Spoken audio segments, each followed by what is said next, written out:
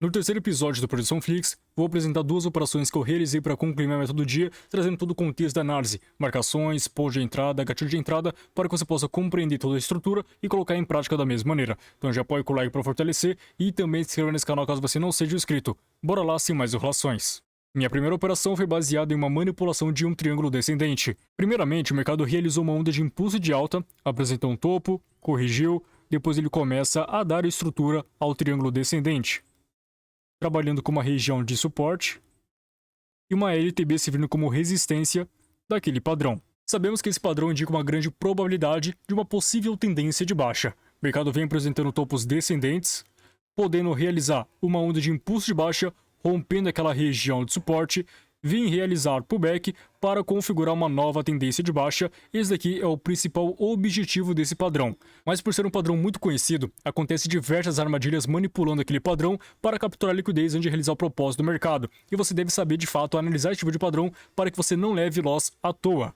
Só que após o mercado manipular aquele padrão, ele configurou exatamente esse movimento. Apresentou um topo, um fundo, um topo ascendente ao primeiro, voltou ao fundo inicial daquela estrutura, deixou um topo compatível com o primeiro, depois ele fez um movimento de impulso rompendo esses fundos anteriores, configurando o ombro cabeça a ombro. Como que funciona esse padrão? Bem simples.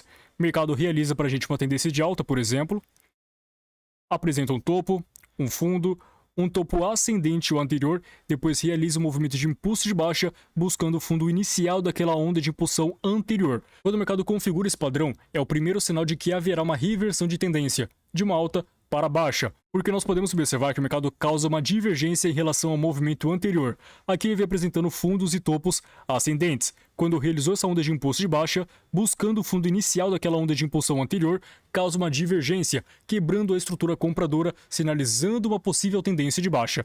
Logo após isso, o mercado configura um movimento corretivo, buscando o primeiro topo, sendo compatível um ao outro. Depois disso, realiza um movimento de impulso, rompendo esses dois fundos, configurando o ombro cabeça a ombro, indicando uma reversão de tendência. E foi exatamente o que aconteceu. O mercado trabalhando dentro desse triângulo descendente, configura a armadilha manipulando aquela LTB, configurou aquele ombro cabeça a ombro, e eu acabei vendendo no pullback. Então o mercado voltou aqui, vendi visando a baixa do preço. Bem simples essa análise, levando em consideração os conceitos do ombro cabeça a ombro com a armadilha feita no triângulo descendente. Então aqui a gente pode observar que o mercado realizou essa onda de impulso de alta, apresentando topo, fundo, topo ascendente, fundo no mesmo nível. Então a gente pode marcar aqui, ó, a região de suporte daquela estrutura. Topo descendente é o primeiro, podemos marcar a LTB, formando esse triângulo descendente, um padrão bem interessante. Logo após isso, ele acaba manipulando o terceiro toque daquela linha de tendência de baixa. Agora presta atenção nessa movimentação micro de alta. O mercado apresentou pra gente ombro esquerdo, fundo, cabeça, fundo, ombro direito compatível ao ombro esquerdo. Realizou um movimento de impulso de baixa, rompendo os fundos anteriores, confirmando aquele ombro cabeça a ombro.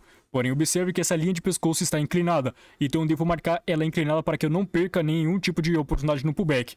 Então marca aqui, ó, linha inclinada, e quando o mercado realizar o pullback nessa linha, e executa a operação de venda visando a baixa do preço.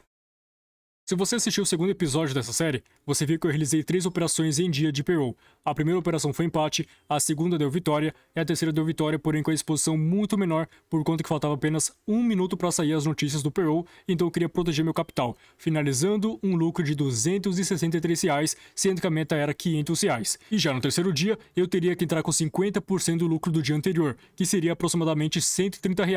Mas como está no começo desse gerenciamento, eu decidi agressivar e entrar com o lucro inteiro do dia anterior, ou seja, com R$ 263. Então a primeira operação foi após o mercado configurar esse ombro, cabeça, ombro. Realizou o impulso de baixa, rompendo a linha de pescoço, e quando ele realizou o pullback, eu vendi para o final da próxima vela. Infelizmente, eu só tenho o print da operação que mandei lá no grupo dos alunos, estava até gravando, não sei como que eu perdi esse vídeo, mas enfim, a primeira operação foi finalizada com sucesso, batendo 1x0 até o momento. Já minha segunda operação foi baseada em uma projeção para indicar o final de uma armadilha que aconteceu no padrão afunilado. O mercado veio aqui numa tendência de alta, apresentou o padrão afunilado apontado para a mesma direção, ou seja, apontado para cima, marcaremos a região de suporte e a região de resistência desse padrão. Quem assistiu às últimas aulas sabe que esse padrão indica uma tendência de baixa. Porém, às vezes pode acontecer armadilhas capturando liquidez antes de realizar o movimento que era o propósito daquele padrão. Ou seja, o mercado pode romper para cima, capturando a liquidez, realizar o movimento de baixa posteriormente. Isso daqui acontece com muita frequência e você tem que ficar esperto também para que você possa surfar aquela estrutura. Perceba que nesse caso o mercado começa a configurar o canal afunilado apontado para cima. Podemos marcar a região de resistência e podemos marcar o suporte daquele padrão, exatamente dessa maneira. Então, após o mercado romper aquele padrão, nós vamos posicionar a projeção no rompimento, identificamos o nosso alvo, e quando o mercado atingiu aqui, nós podemos vender visando abaixo do preço. Mas por conta desse candle gigante, eu falei para os alunos não cravar a venda logo no toque, porque o mercado pode acabar rompendo, né? Então eu falei o seguinte, pessoal, espera uma rejeição acontecer para que você possa vender da melhor forma possível. Exatamente o que aconteceu, o mercado rejeitou e a gente vendeu junto com aquela manipulação. Nessa segunda operação, tivemos dois gatilhos que validaram essa análise. O primeiro foi o doji, que o mercado ficou lateralizado após aparecer doji, ou seja, um doji de indecisão, e logo em seguida o mercado deu um pico de vela buscando o pavio extremo, configurando topo duplo na visão menor. Dessa maneira, validou aquela operação de venda e nós vendemos, e foi uma entradinha vitoriosa com Soros, tá? Na verdade, com R$44 a mais do que os Soros, que eu entrei com uma taxa a mais sem querer. Enfim, entradinha vitoriosa finalizando a meta do dia. Agora, para concluir a ideia, eu vou apresentar os dois gatilhos que validaram a minha operação. O primeiro, após o mercado atingir aquela projeção, apresentou o doji. Marcaremos a máxima e a mínima do doji. Perceba que o mercado ficou trabalhando entre os extremos daquele doji, apenas uma indecisão. Porém, esse doji foi formado em cima de uma projeção que indicava baixa, então a probabilidade do mercado é formar uma tendência de queda após apresentar essa estrutura. Só que, segundo o gatilho, o mercado deu uma esticada buscando exatamente o pavio anterior, validando um possível topo duplo na visão micro. Porém, eu não vendi quando o mercado atingiu aqui, e esperei a rejeição acontecer, e quando ele fechou abaixo da máxima do doji, eu vendi nesse candle negativo para o final da próxima. E foi uma entradinha vitoriosa com esses dois gatilhos que validaram a minha análise.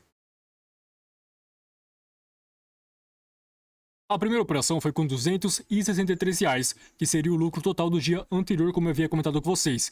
E a segunda operação foi com Soros, utilizando o valor inicial da primeira operação, mais o lucro obtido com ela, tendo um resultado muito interessante aí. Então, esse foi o nosso episódio de hoje. Espero que você tenha gostado e compreendido essas análises. Se você gostou, apoie com o like para fortalecer e também se inscreva nesse canal para você não perder nenhum conteúdo e os próximos episódios dessa série. Tamo junto, forte abraço e até mais.